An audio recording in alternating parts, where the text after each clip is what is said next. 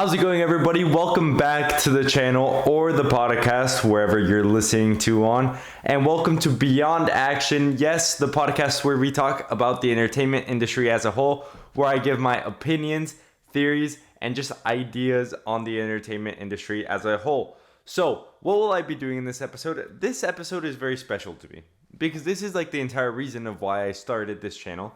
And I think that I've gotten to a bit of experience to the point where I can finally be able to talk about this with enough confidence and be able to dive deep into the ideas that I want to talk about. And so I can express to you guys all of the ideas that I've had inside of this brain of how I could better DC. This is going to be a part that will stretch over a lot of different episodes, if that makes sense, a lot of different weeks. So definitely stay tuned to listen to this. So obviously, I've talked about it on the channel before, how James plans to fix DC. Obviously, I'm very excited to see that, and I wrote these ideas way before he even decided to talk about them. And I like the ideas very much, and they're not at all similar to what James has in mind. I think that the DCU had been failing for a while, and so I just thought, hey, whatever, let's just put on the ideas on the internet and see where it goes. You guys probably might like them, you might not. So I think that's just a very interesting thing to talk about because all of you might be interested. And it's just a look at my other part of this podcast where I talk about my theories and my ideas for this industry. So like I said, we're talking about DC. Obviously, the Zack Snyder universe failed, or he's just still trying to revive it for some reason. But it failed, and so now I want to take a shot at what I would have done to improve it, what could have been done to make it better. And so I just want to talk to you guys about it. Yes, these are going to be broken down into many different episodes because I will be talking about many different topics. I think that we had a perfect idea with the Batman, a grounded Batman. Yes, I know that I'm a bit late to it, and I know that we have talked about there being a Clayface in the Batman universe, which I find it to be very disturbing because the idea of there being a fantastical villain and a very rooted and grounded Batman, I don't find it to be a very good idea. I think that this Robert Pattinson Batman is supposed to stay rooted in whatever the non-fantastical element is, and so that is exactly what I go with. In this first part of the episodes, I will be talking about how to fix DC part with Batman. Okay, so I would like to build off of Robert Pattinson's Batman. So let's say that Mark Webb gave me the controls of how to move the Batman, and I would steer him into the Justice League, make that Robert Pattinson into the future Batman of the Justice League. So, let me explain to you guys a bit of what I had in mind. Obviously, we had the first movie where Robert Pattinson goes up against the Riddler. But in the second movie, and this is a very controversial decision, I'd want to get an established Joker out of the way. He doesn't have to be a good Joker. He just has to be a Joker, because I want that Joker to come in handy later on. I think that the first movie should express, the first movie that I come up with should express Dick Grayson. Obviously, if you don't know who Dick Grayson is, he is Nightwing in the comics, but he is the first Robin. He is the first of Batman's Bat family, Bat children. And so he starts off as Robin, he gets adopted, and so you just have a Batman that is struggling a lot with this new threat that is the Joker. And so you have a Dick Grayson that just wants to help fight and he wants to be better. And so you just have this Joker that is very unhinged. And so Batman, obviously training this new Robin, wants him to take a few steps back. He doesn't want him to go out into the field because he knows that this guy is very dangerous. He's a very mentally unstable man. And he saw what happened with the Riddler. So then you have Dick Grayson going out and trying to find the Joker. Batman having to come in and save the day. Take Dick Grayson out of the equation. Bench him while he goes down and fights the Riddler. And I think that a very interesting thing to do in this movie would be to make it like a draw. Kind of like Rocky 1. How everyone thought that Rocky 1 or Apollo 1, nobody really knows. And so you have that like type of tension where Batman tries to beat him, and then the Joker like just kind of like gets away and like kind of goes dark because they both take a massive blow. And then in the second movie, in the second movie that I proposed, so Batman 3, you have the Scarecrow coming out about, and I think that this is the perfect movie for Batman to kind of like let Robin back out on the streets. Obviously, you have the Joker still running loose, but he gets caught at the beginning of the movie, and this is very important for later on. I think that it is a very important thing. I think that it'd be very interesting to see the Joker caught later, early on in the movie, and so now you have Batman easing up. So he starts to let Dick Grayson help him beat up criminals. Dick Grayson is getting older. He's getting a bit more, he doesn't always want to be Robin. He also wants to be Dick Grayson. And so you just have that type of character where, he starts to do his own thing and like starts to go out as Robin a lot more until they meet a new villain named Scarecrow. I don't have any of the dream castings yet. This is just kind of the idea. So we have the new Scarecrow running loose in the city and getting everyone like getting people infected with fear toxins. So you have people constantly afraid of Batman saving them, kind of like the first Batman Begins movie did, where you had Scarecrow coming about and then him like trying to like save everyone. You have Dick Grayson getting hit by the fear toxin, and like he like kind of like goes comatose the rest of the movie.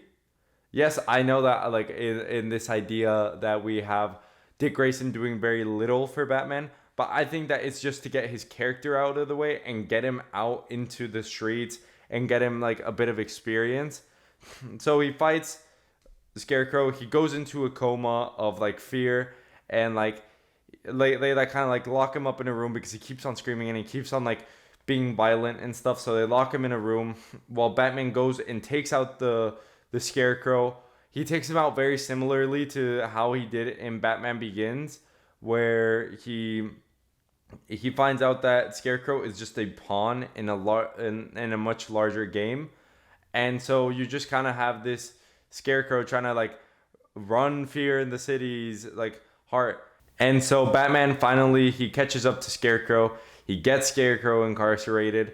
And so there you have two of the Arkham villains inside of the Arkham prison, and everything is good. All's well, it ends well. And so now you have Batman going back to Robin that they got an antidote. They made the antidote. They gave it to Robin. And so now Robin wants to stop being Dick Grayson, wants to stop being Robin out of fear of him getting hurt, or even worse, Batman getting hurt and dying in the process. And so he kind of like tries to like talk Batman down of it because he's just scared and he doesn't want something to happen to his dad.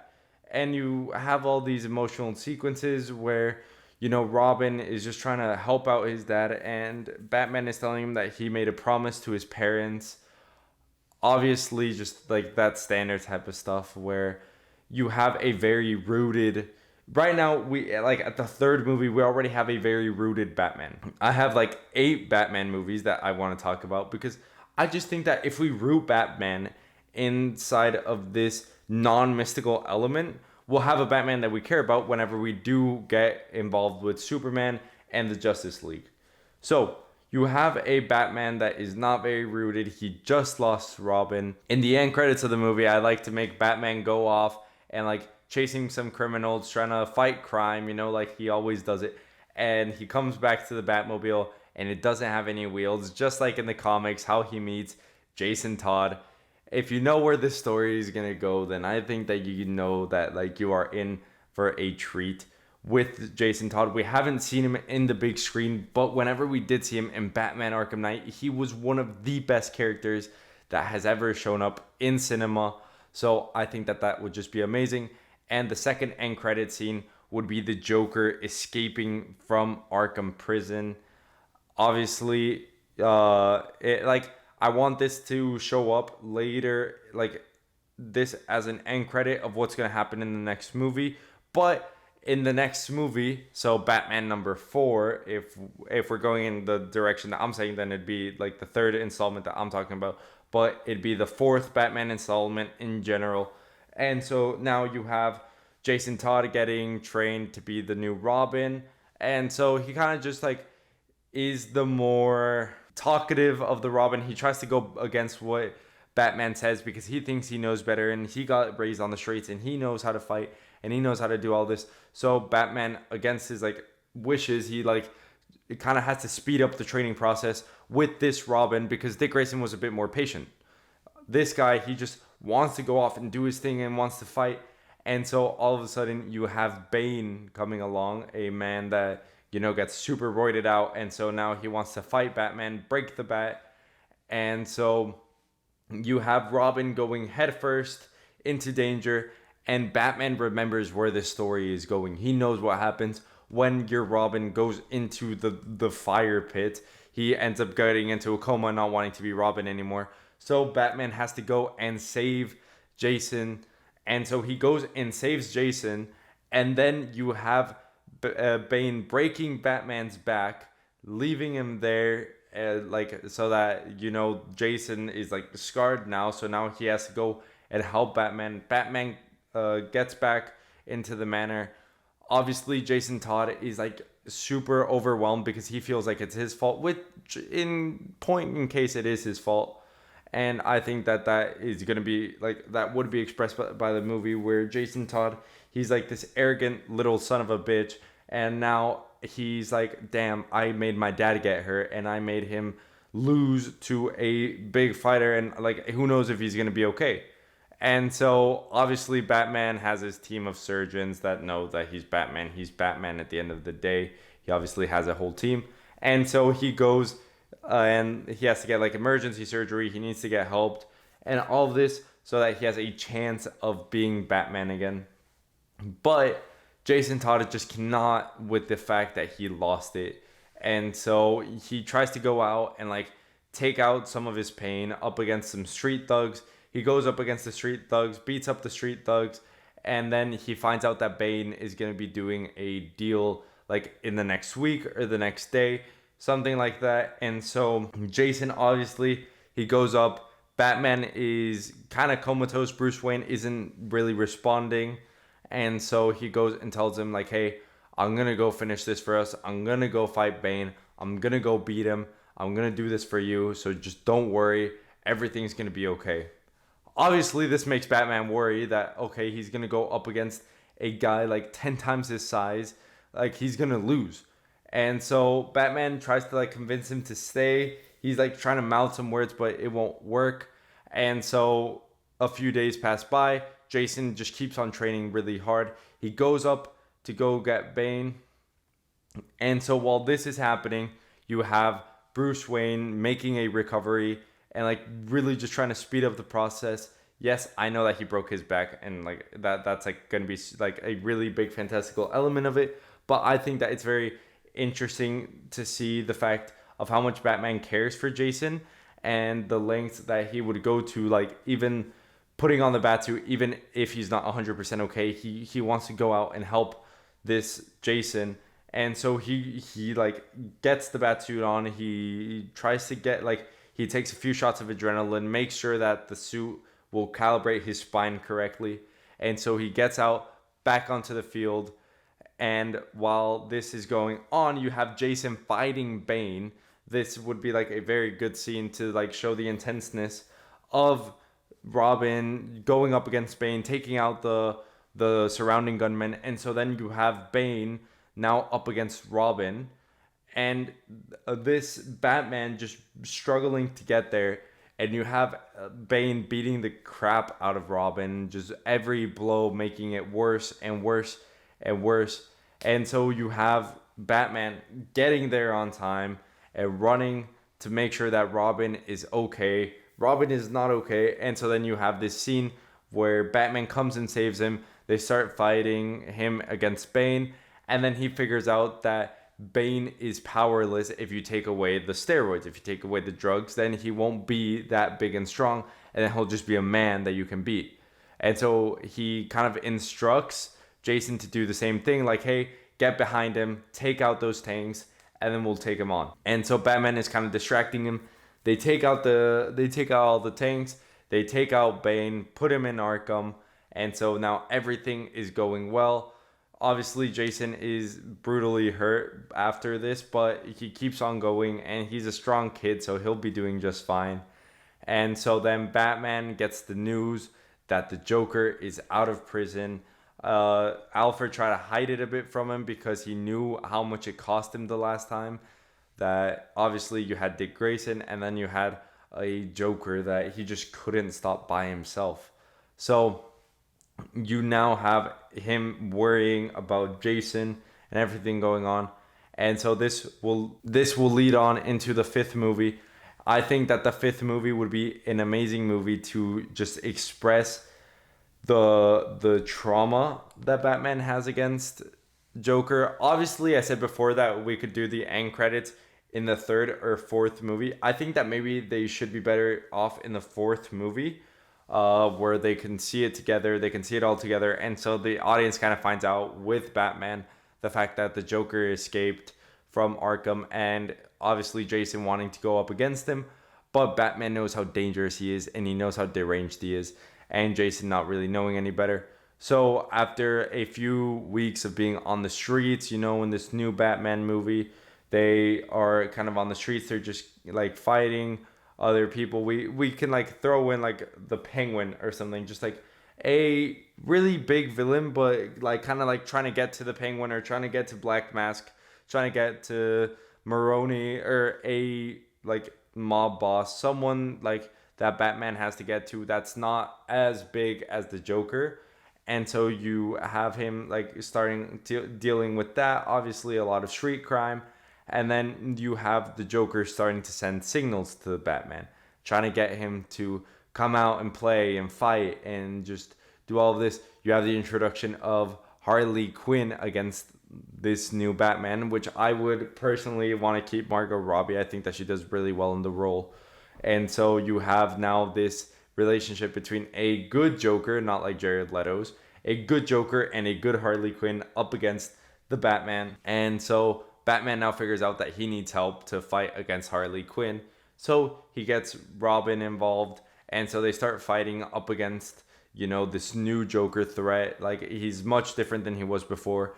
And so he fights against the Joker, and in the end, they, like, again, another, like, tie type of thing where, like, none of them win and none of them lose, but the Joker has to escape, and the Batman has to keep on fighting.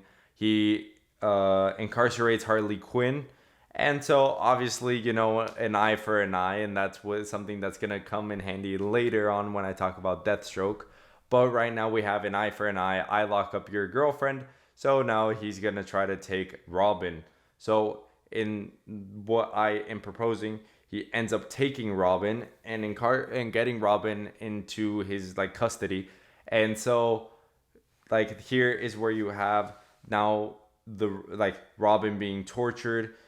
Throughout the whole movie, I just want to really stress that conflict that Batman has against the Joker, and the Joker sending him videos of Robin getting tortured, getting beaten up by a crowbar, getting just like burned in the face with the J. You just have all of these different types of things that the Joker is doing to him, and him being miserable. And so I think that this movie would be perfect if we didn't show any end credits and it just cut right when like the Batman just like is like talking to Alfred, and he gets one of the videos from the Joker where he just like it just shows Robin getting beat to death, and that's where the movie would end. And then we go on to the next movie where Robin is obviously still getting beat. He gets his under his eye burned.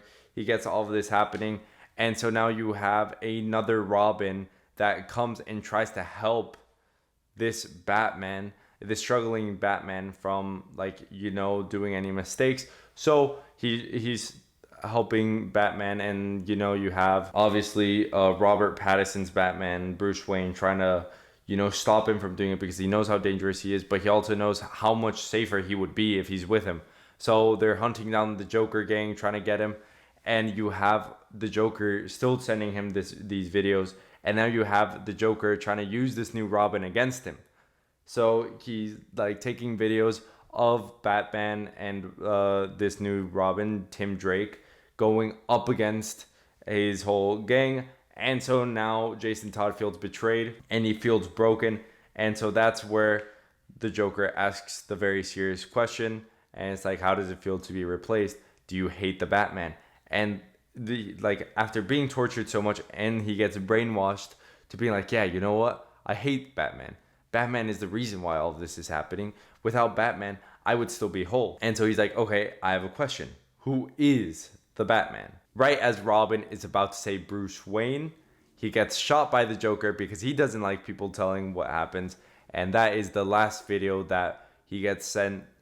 The Robin getting shot by the Joker in the chest.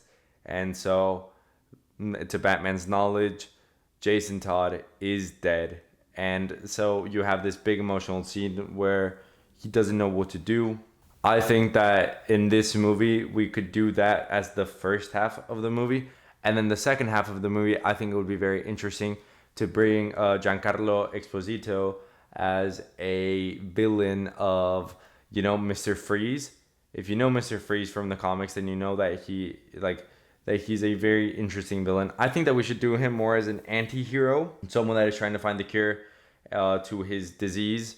Obviously, he gets frozen and can't come out anymore, and so you see his backstory at the beginning of the movie, and so it kind of goes from the Joker and Batman to then this new villain that is coming up, and the Joker trying to corrupt him. Then you have Mr. Freeze against the Joker. They go up against each other. I know it's a very weird concept, but you have the Joker trying to corrupt him, and Mr. Freeze doesn't want to be corrupted. All he wants is to find a cure, be whole again. And then you have Batman coming in and helping Mr. Freeze take out the Joker. They take out the Joker, and then Mr. Freeze goes on to show his true colors and saying, hey, I'm basically a villain because I'm stealing all this stuff, but it's to help me. And so Batman then has to fight Mr. Freeze. But Mr. Freeze is one of these villains that I really like, and he's really understanding. And I don't think that at the beginning we should give him that big of a role, because we just gave the Joker a huge role in this movie. So I think that we should kind of play him off as a more subtle villain rather than the Joker. Obviously, Mr. Freeze will come back later. So then they both get sent to Arkham, and everything is just fine until you realize that everything is not fine, because now we have a new player in town that has just freed Scarecrow from prison, and his name is the Arkham Knight. At the beginning of this new movie, we have the Batman going up against Scarecrow, and then Tim Drake going up against a new gang that he's not very familiar with, but he kind of just goes up against them. Batman goes up against Scarecrow, beats the living crap out of him like always. And so you just have everything going on there. And Scarecrow at the end, he says, who do you think freed me? Do you really think that I'm by myself? And then he remembers about Tim. He rushes over to the other side of the city while Tim is finding out who the new villain is. And that is none other than the Arkham Knight beating up Tim Drake. And so Tim is trying to get out of there. The Arkham Knight hears the Batmobile coming, and so he gets out of there while you have a bleeding out Tim Drake. Obviously, Batman takes him to the hospital, tries to make sure that the Robin that he loves is okay. And so now you have this rivalry that's going to start between the Arkham Knight and Batman. And so the best way that I can express this movie, if you haven't already played the game, it's just the Arkham Knight, the game where you have Scarecrow trying to envelop the city again in a state of fear. And so you have that going on. You have the Arkham Knight trying to constantly take out Batman for his own ego and just trying to prove to Batman that he is better than him and he can beat him up, and that just Batman is a terrible person. He's just trying to prove himself to Batman. And so he ends up taking out Tim Drake. Tim Drake will be fine, but we just need him out of the movie to show this rivalry. And something that I didn't go into before is the fact that I wanted to I want to follow the Arkham storyline. So by this point, the Joker would be dead. I forgot to say that when I was explaining the last movie where we have the Joker. I'd like to do the thing with the cure where the Joker's blood is infected, and so he infects Batman, and so now we have an infected Batman and everything that goes on with that. But in the Arkham storyline, I don't feel like Tim Drake has that big of a presence. I would also like to involve the Oracle or Barbara Gordon, just someone like the computer person for Batman, just to make him a bit more high tech and a bit more advanced. I didn't think that was that important to just go out and say it, but I think that that's very important to say. And then I would just like to focus in on the relationship between Jim Gordon and the Batman, then just everything that goes on afterward. And then we have the Arkham Knight obviously up against the Batman, and the big reveal at the end where you have Jason Todd being the Arkham Knight. I don't want to go into the whole game because obviously many of you guys might have already played the game. If you haven't, then Jason Todd is the Arkham Knight, and so you just have that whole storyline that I won't go into because it's already been told. And I think that the next storyline that I want to say is very interesting, and it's also been told. Most of it has already been told. I think that just the ideas behind what DC has already put out are so strong and so amazing that if they just stuck to their source material, like the comics, they would be so much better than Marvel. Honestly, DC has way better superheroes and they have way better storylines. They have a way more compelling set of characters than Marvel does. Just that Marvel knew how to make the movies. They knew how to make everything come out even better than what DC was doing. And that is why DC has fallen so far behind.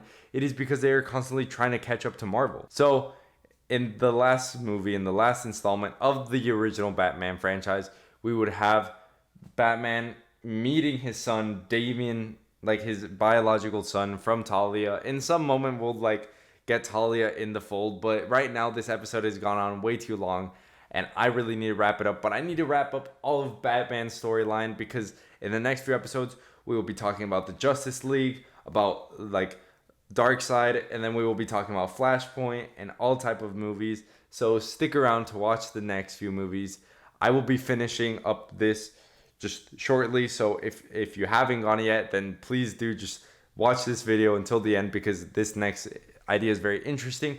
I would like to do that one storyline where we have Deathstroke attacking Ra's al Ghul, but then he's just trying to attack Ra's al Ghul to lead out Damian to finding his dad, and then you have Damian learning from his dad, because what happened was Deathstroke was he's a paid mercenary that got contracted by the Court of Owls. So you have the Court of Owls attacking Batman, and then you have Deathstroke attacking Batman from another side, and you have a more experienced Robin helping along. You have Dick Grayson coming back, and so you have the whole Bat family kind of fighting up against this. You have the Red Hood coming back. You have everything that just comes back into this movie where you have a much bigger threat, because it's not just Deathstroke, but it's the entire Court of Owls with Deathstroke, with the Talons. And then this is where shit gets real for Batman, and he really gets put to the test. His family gets put to the test.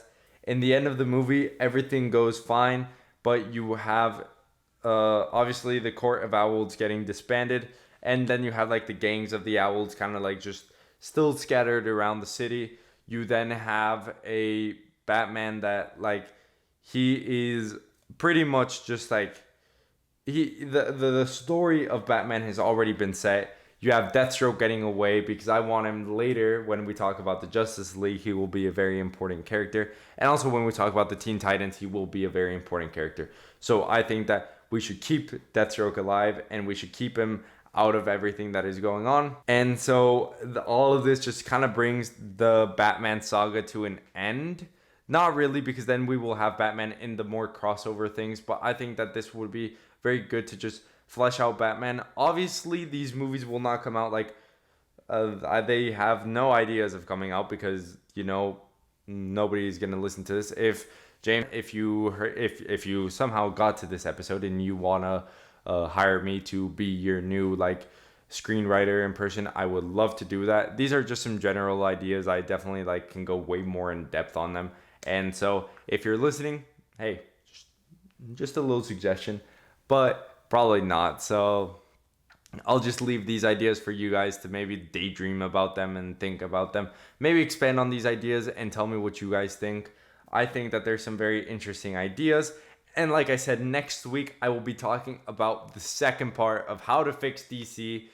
And for the big reveal that you guys probably have already known because I've been talking about it throughout the whole episode, we will be talking about the Justice League and other spin-offs that come from the Justice League and all these movies.